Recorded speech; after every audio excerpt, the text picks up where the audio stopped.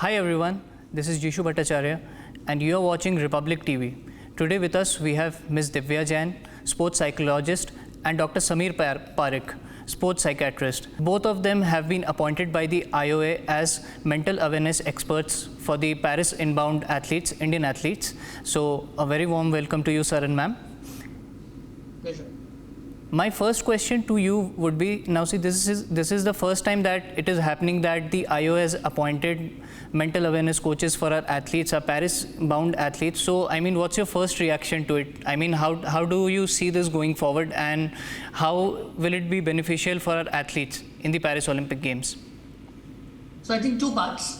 I'll let Divya speak about the sports psychology part, but I think what we need to understand is that this is a very, very important thing that is happening here from a couple of points. One, in the medical team, you have mental health experts. This in itself breaks stigmas of years. Second, we recognize that mental health is an integral component when it comes to sports, more so because at the end of the day, we are dealing with human beings who have pressure and who have their uniqueness. And when you club the entire gamut of all that is needed for adequate performance and well-being, you need physical, nutrition, exercise, coaches, and you need mental health support. And I think it's a very welcome step by IOA and our sports ministry. Divya? Yes, just to add to that, so there's one aspect which is mental health and your well-being, your personal well-being, and then there's the other side of the spectrum, which is your performance enhancement as well.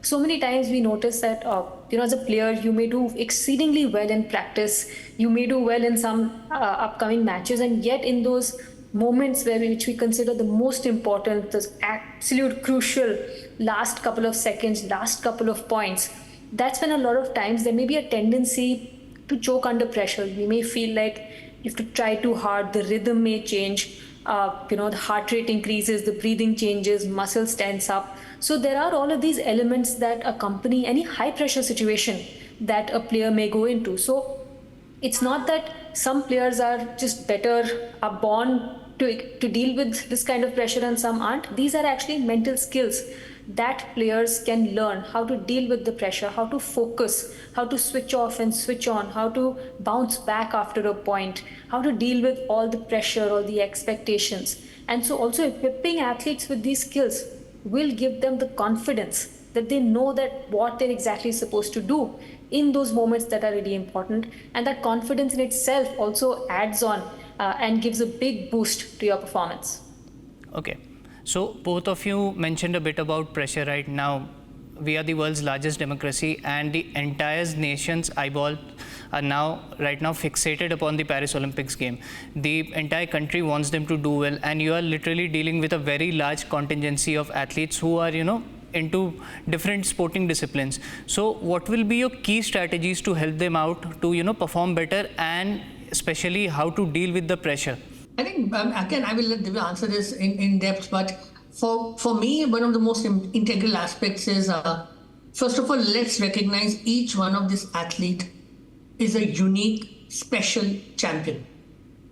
What's our population? What's the world's population? How many people qualify? How many people play globally out of the global population? Just imagine the percentage. Imagine what kind of skill set, effort, years and years of effort has taken these individuals there. For me, them celebrating the fact that they are champions already, the fact that they have had years and years of effort, and this is their moment to celebrate being there. And that positivity needs to be harnessed. What happens after that is a different issue altogether. Divya? Yes. So when it comes to performance, there are certain evidence-based scientific techniques that actually exist that can help players improve their performance. So whether you're looking at the kind of specific goals that a player is setting, making sure that they set goals that don't add pressure, but that give a sense of direction, give a sense of confidence. How they are managing their energy in that particular time, how nervous or excited are they, what kind of thought processes you have at that time. Are you looking at something as something that's an opportunity to showcase, to test, to challenge, or is it something that sometimes creates a little bit of a hesitation? What do you do between 2 points, or what do you do in the minute or 2 minutes when you're on the block, ready for your performance? So there are various strategies. You're looking at goal setting, you're looking at relaxation training, you're looking at visualization is a very important strategy, different breathing techniques, how you zone in, zone out, psych up, psych down, mindfulness training. So there are a lot of these evidence-based strategies, and the idea is, of course, you tailor it to each individual. You also tailor it to the situation. So yes, there are times when a sports psychologist will work for a long period of time with an athlete, just like a strength and conditioning coach would, or a technical coach would. At the same time, sometimes we may look at those quick 2-minute, 5-minute, 10-minute interventions in that one moment. That can also make a difference. Okay. So all the athletes who are, going to Paris for the upcoming Olympics game, I mean, they have trained all their lives, they have trained really hard to reach where they are. So how do you think that you guys can step in and enhance their performance and make them feel like, yes, they are truly the champions, irrespective of the result, whatever happens in the games? So how crucial do you think your role is in the upcoming Paris Olympics 2024 campaign? I think the fair answer would be that if you were to split the pie of 100%, then 98, 99% is the tremendous effort by the individual athlete. In the remaining 1 or 2 odd percent, you can add the entire support staff and you can keep splitting that pie. But as far as I am concerned, the entire credit, the entire success, the story is each individual athlete. Yes, everyone has a part to play. I mean, there are injuries, there are physicians, there are nutrition experts, there are sports psychologists like Divya, and there are other experts, coaches, other support staffs. There is so much that goes behind. But let's always remember, and my message always has been, you believe in yourself because you are absolutely brilliant and you're a champion. Divya ma'am, your take on this? Yes, I wholeheartedly agree with Dr. Parikh, and I think the idea is that we have to understand the environment of the Olympics, which for many athletes will be a first time. For some, it will be something that they've been to before, and they might also have had past experiences and how those are affecting those. So we also have to just understand the pressures, the unique pressures that particular environment actually brings up. So if there's any small interventions we can help them there with, whether it's in terms of how you manage your routine, how you're able to relax at that time, how you're able to make sure that you're not getting distracted by the noise, the expectations, and what you can do to keep bringing yourself back to your goals. There's so much conversation around results, around medals. Sometimes that can in itself become a source of pressure and distraction.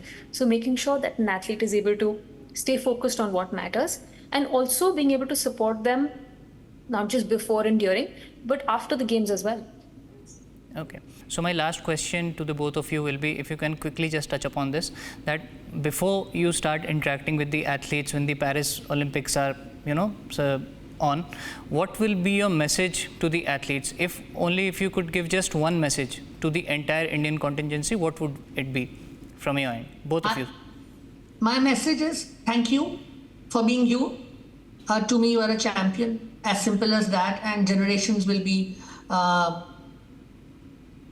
inspired by you, and that's the only thing you need to remember.